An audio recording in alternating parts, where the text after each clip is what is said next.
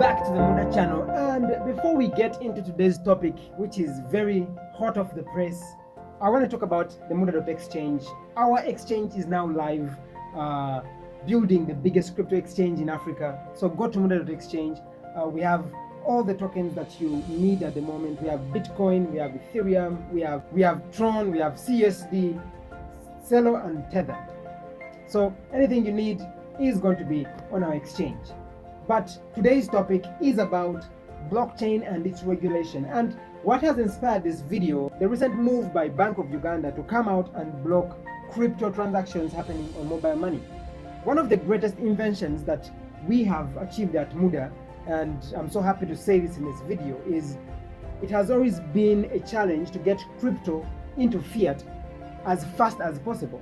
And this is the secret sauce at Muda, is being able to move money at such fast speeds across geographical locations which are billions of miles away from each other is the most key element in what we are trying to achieve in this crypto world. So Bank of Uganda coming out, I wanted us to explore what does this mean for the crypto space in Uganda specifically, and what does regulation look like for blockchain across all these different governments in the world. So as the blockchain space is growing, a lot of decentralized finance, what we call DeFi, has been growing at very vast amounts of speed that governments are now just playing catch up. And the number one rule governments always come up with is like ban it. China has banned crypto, US has banned crypto in some senses, but now they're also coming back to that. A lot of countries, although there have been countries which have made Bitcoin their legal tender, like recently Congo did. All this puts in limbo, like what is happening here? What is the real deal? Why would the government of Uganda come out and act in such a very negative way towards an industry that could spur development in this country?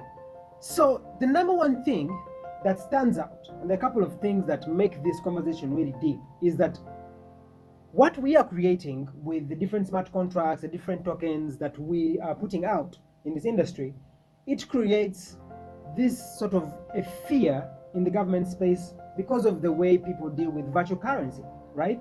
Is people are paying salaries using Ethereum now. People are using this money, maybe CUSD or maybe USDT, to make millions of dollars of transactions across borders. And all of this is no longer going through one centralized place, the bank, right? So I do see one of the key elements that the government has to come out and fight is because this is the death of banking as we know it. It will not be the same after this. And I do feel a bit of pity, knowing that banning something actually makes people even use it even more. But the key element is it is a virtual currency. And what happens with virtual currencies is that virtual currencies are very, very uncontrollable. Going to number two, looking at it from a point of investment. The governments have always regulated stocks and bonds and all these financial instruments we play with in the capital markets.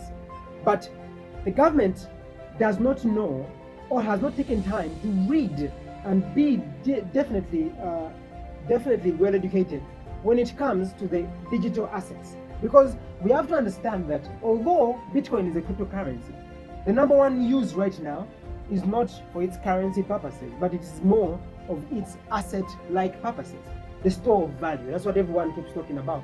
When you look at Ethereum, we're looking at the store of utility, right? How do you now differentiate this from money? When it comes to money, governments are very, very sensitive whenever it comes to the issues of the dollar. I mean, you have seen that the United States government has even gone to war to protect the power of the United States dollar. And you can see what this causes around it. So whenever anything that comes to threaten the money, there has to be some checks and balances that have to be paid. But we cannot override that with the will of the people, with the ease of doing business now. What happens then in the next step? And number three, we have securities and IPOs. What does this mean? Because in a sense, the government through the capital, let's say Capital Markets Authority here in Uganda, is able to know MTN is gonna, float this amount of shares, MTN will make this amount of money, and maybe through the Revenue Authority, you're able to control this and get some cut of that. But when you look at ICOs, that is initial coin offerings, or maybe IDOs, initial DEX offerings, all these happen virtually with no one even coming out to say, okay, what's happening, you see? It is all about who has the best idea that needs funding, and all these funding models. I cannot stammer when I say this, that the governments have to be scared, because that changes the dynamic, that changes the use of what has been and what maybe will. So the reaction so far is very wrong, but in a sense it is right, because the number one thing that governments have to do is to protect their own what? Interests.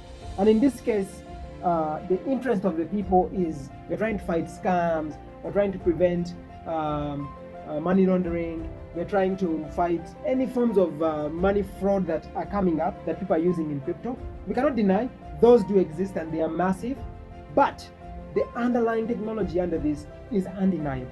So if you're watching this and you're a government official, you know what is happening in these spaces, do not underestimate when it comes to the decentralization, when the power comes to the people, especially when it comes to money, finances, and making choices according to what you see. So you look at all the options ahead of you, and a human being will always choose the easiest path forward. And right now, crypto is an easy path as compared to the traditional fiat money. So before I come to the end of the video, I really want to bring to your attention of what exactly happens in this tokenization of all this. Is like, yes, you want to regulate this industry, but I can easily create a new token within 5 minutes.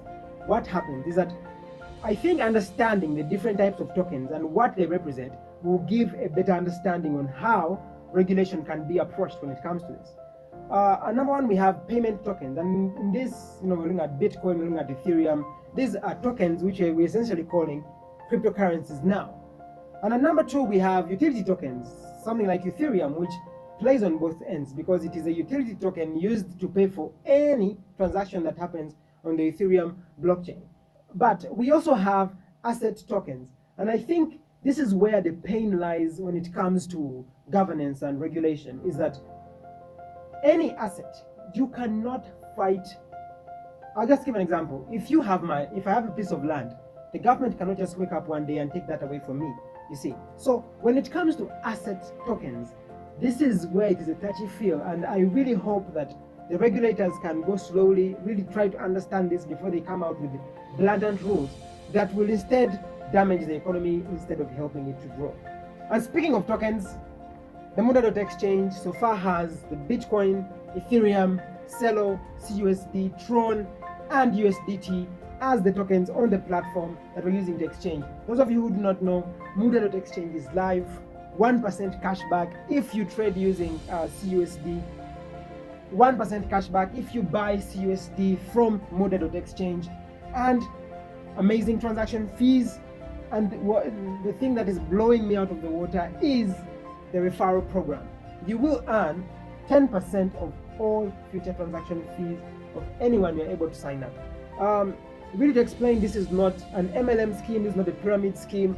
If you sign up, if let's say you watching this video, you signed up and you gave me your referral link, the first day that I transact, 10% of that transaction fee, which is sometimes as less as 1%, I'll be getting a 10% off that, and all transaction fees that happen under me when I'm transacting on the platform. So I do believe that this is a great opportunity for those of you who are early movers, because it is known that those people who moved in early on Binance were able to reap the benefits of having all the transaction volume go through them. So do not sleep on this. So to really look at the effect of regulation on this industry, we have to understand one factor, is that what is being built in our lifetime before our own eyes is a global monetary system that is beyond any border. So any government, any laws, anything that is being thought about at this moment should have that in mind, because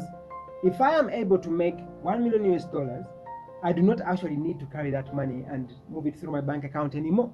These are the realities that we have to face now. So regulation should be approached not to stifle innovation, because if you kill this innovating baby, it is going to morph into something else which you may not manage at the time. A lot of governments around the world have responded in kind. China is about to launch its e-yuan, if not yet ready on the market. And a lot of countries are adopting Bitcoin as their currency. So I do implore you to, if you're a regulator, take some more time. Don't just rush into it because maybe a scam has happened here. Maybe it's towards teaching people more financial information, not to fall for scams, as compared to just banning something outright. But other than that, please go check out the Muda Exchange. We are live at muda.exchange, the easiest domain name you can ever find. Muda.exchange. 1% cashback on all CUSD buys and 10% referral on all future transaction fees for the people that you refer. I have been Davin OSJ, and I will see you in the next video. Cheers.